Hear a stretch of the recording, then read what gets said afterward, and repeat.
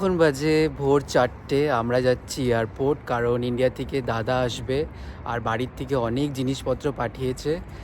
বিশেষ করে আমাদের যেটা দরকার সেটা হচ্ছে শীতের জিনিসপত্র, কারণ সেটা আমরা আসার সময় আনতে ভুলে গেছি। ভেবেছিলাম হয়তো অনেক আর কি যে গরম থাকবে, কিন্তু দেখছি ভালোই শীত পড়েছে। আর বাড়ির থেকে অনেক খাবার পাঠিয়েছে, সেটার জন্য ভীষণ এক্সাইটেড। আর যেহেতু তাড়াতাড়ি যাচ্ছি, কারণ দাদার ফ্লাইট 8টার মধ্যে চলে আসবে আর আমাদেরকে এসে আবার অফিসও যেতে হবে। তো সেই কারণে আমরা এখন বাস স্টপেজে দাঁড়িয়ে আছি। বাস আসবে, তারপরে আমরা যাব। এখন দেখতেই পাচ্ছ পুরো ফাঁকা রাস্তা।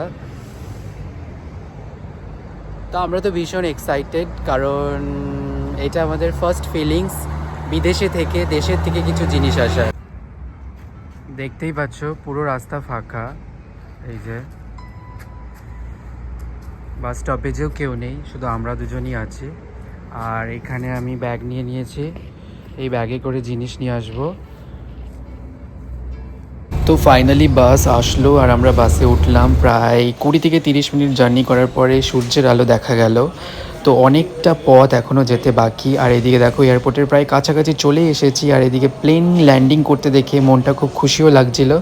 তো ভাবছিলাম যে যাই হোক, অনেক দিন পরে দেশের মানুষের সঙ্গে দেখা হবে। তো আমরা ফাইনালি এয়ারপোর্টের কাছাকাছি পৌঁছেই গেছি। আর আমরা ভীষণ এক্সাইটেড, দাদার সঙ্গে অনেক দিন পরে দেখা হবে। আর তার থেকেও বেশি এক্সাইটেড যে আমাদের জন্য খাবার আসছে দেশের থেকে।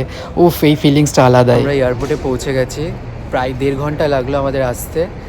আর দেখো এয়ারপোর্টটা ভীষণ সুন্দর। আমি তো প্রথমবার এলাম। এটা হচ্ছে আবুধাবি এয়ারপোর্ট। আর এয়ারপোর্টটা এখন আমরা এখনও দাদার ফ্লাইট আসতে এখনও অনেকটা দেরি আছে। তো আমরা এখন প্রায় 1 থেকে 1.5 ঘন্টা ওয়েট করব। তারপরে হচ্ছে যে তার আগে দেখি কিছু খাওয়া দাওয়া করি, সকালে ব্রেকফাস্ট করি, খিদেও পেয়ে গেছে।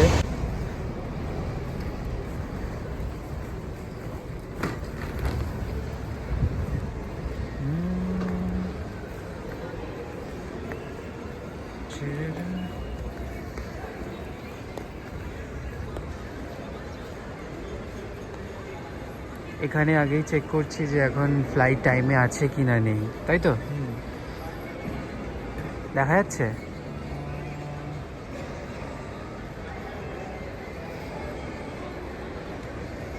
আমি তো খুঁজে পেলাম না, তুই পেয়েছিস?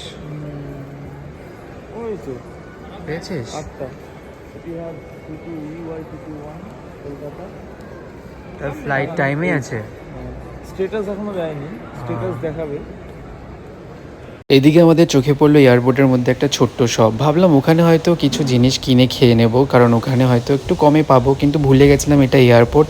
এখানে একটা জলের দামই 5 দিরাম থেকে 10 দিরাম ছিল। তোমরা এখানে দামগুলো দেখতেই পাচ্ছ, কোনো জিনিসেই আমরা হাত দিতে পারিনি। অনেক অনেক বেশি বেশি প্রাইস, আর এত প্রাইস বেশি দিয়ে খেতে গায়েও লাগে। আর এদিকে আমাদের কাছে ক্যাশ ছিল না, যা টাকা ছিল সব অনলাইনে ছিল। তো আর আমাদের এখানে বাস কার্ড রিচার্জ করতে ক্যাশ লাগবে, তাই বুঝতে পারছিলাম না কি করব।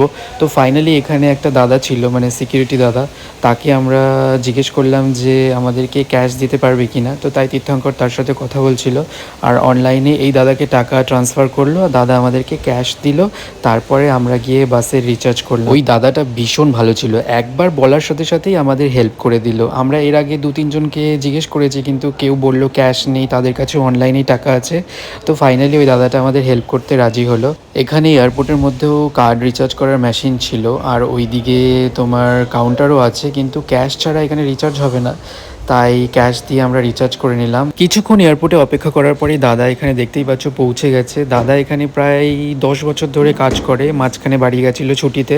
আর এটা হচ্ছে তীর্থঙ্করের মাসির ছেলে। এয়ারপোর্টে নেমে মানি এক্সচেঞ্জ করে নতুন সিম নিয়ে আমরা দাদাকে বাইরে গাড়ির জন্য ছাড়তে গেলাম, কারণ দাদার কোম্পানির থেকে গাড়ি আসার কথা আছে আর গাড়ি এখনও এসে পৌঁছায়নি। তাই বাইরে দাঁড়িয়ে আমরা অপেক্ষা করছিলাম। তো ফাইনালি দাদার কোম্পানির গাড়ি এলো আর দাদাকে টাটা বাই বাই বলে আমরা এয়ারপোর্টে বসেছিলাম, কারণ আমাদের এখনও বাস আসতে প্রায় 1 ঘন্টা দেরি আছে। তো ভাবলাম এতক্ষণ অপেক্ষা করে কোনো লাভ নেই, বাড়ির থেকে কী কী পাঠিয়েছে এয়ারপোর্টেই বসে খুলে দেখি। আর তার থেকেও বড় কথা, মিষ্টি পাঠিয়েছে বলে আমাদের আরও তর্স হয়েছিল না। এই যে বাড়ির থেকে কী কী পাঠিয়েছে সেটাই এখন আমরা দেখছি খুলে। এই খুলবো নাকি না, থাকবে? এখন খুলতে হবে না। সন্দেশ মিষ্টি আছে না ওর মধ্যে? মিষ্টি আছে এটাই। আর কি কি আছে? এটা আছে গুড়ের সন্দেশ। আরে বাহ, খুলে দেখা। গুড়ের, এই যে গুড় দেখা যাচ্ছে পিছনে। সত্যি গুড়ের সন্দেশ। এগুলো এখানে মিস করছিলাম, যদিও বা এগুলো এখানে সুপার মার্কেটে প্যাকেটে কিনতে পাওয়া যায়, কিন্তু এই টেস্ট আর ওই টেস্টের মধ্যে আকাশ ভাপা পাতাল সন্দেশ আছে এখানে। আহা হা, এটা দেখে তো আমার এক্ষুনি লোভ লেগে গেল। ভাপা সন্দেশ। দারুণ দারুণ। তারপরে তো আরো অনেক কিছু পাঠিয়েছে এখানে। হ্যাঁ। গজা আছে, গজা আছে, গজা আছে, ওই যে এর গজা, মধ্যে গজা আছে, এর আমাদের মধ্যে গজা আছে। কাশি এগার দোকানের গজা এটা। বাসের জন্য অপেক্ষা করছিল যেই মানুষগুলো আমাদের আশেপাশেই ছিল, তো ওরা আমাদেরকে দেখছে আর ভাবছে এই ছেলে দুটো নিশ্চয়ই পাগল হয়ে গেছে, কারণ একজন ভিডিও বানাচ্ছে আর একজন জিনিস খুলে খুলে দেখাচ্ছে, আর এদিকে দেখো তীর্থঙ্কর খাওয়াও শুরু করে দিয়েছে, কারণ আমরা মিষ্টি দেখে আর লোভ সামলাতে পারলাম না। এতদিন পরে বাড়ির জিনিস পেয়েছি আর যেটা আমাদের খুব পছন্দের সেটা সামনে পেয়েছি, সেটা না খেয়ে কি থাকা যায়? তো আমরা দুজন মিষ্টিটা উপভোগ করতে থাকি। তোমরা ততক্ষণ আমাকে কমেন্টে জানিও যে তোমাদের ব্লগটা কেমন লাগলো। দেখা হচ্ছে তোমাদের সঙ্গে পরের ব্লগে। আজকের জন্য টাটা।